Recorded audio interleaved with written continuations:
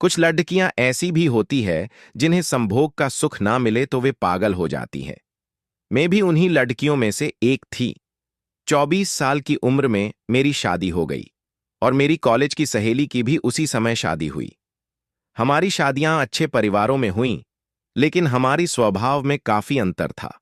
मैं नटखट और चुलबुली थी, जबकि मेरी सहेली शर्मीली और शांत थी।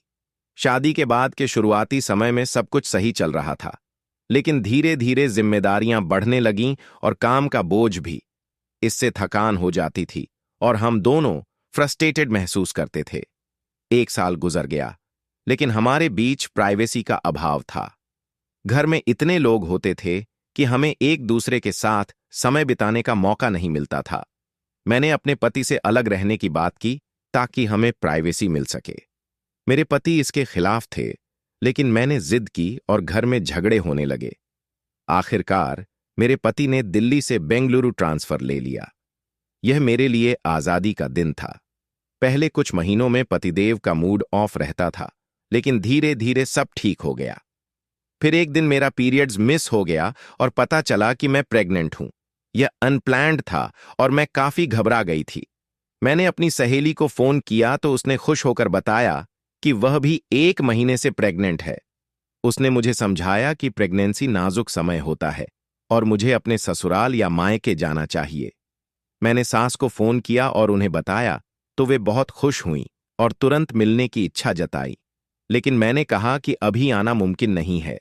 धीरे धीरे मुझे दिक्कतें होने लगीं और मैंने अपनी सहेली से कम बात करनी शुरू कर दी। पतिदेव सुबह ऑफिस जाते और रात में घर आते। डिलीवरी का समय आया तो सास आ गईं, लेकिन 2 दिन बाद वापस चली गईं।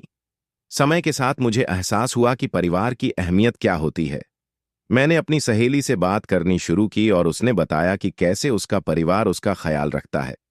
मुझे महसूस हुआ कि अलग रहकर मैंने गलती की है।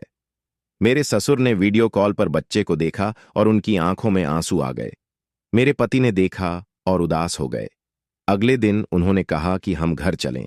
हम बिना बताए घर पहुंचे और सब बहुत खुश हो गए।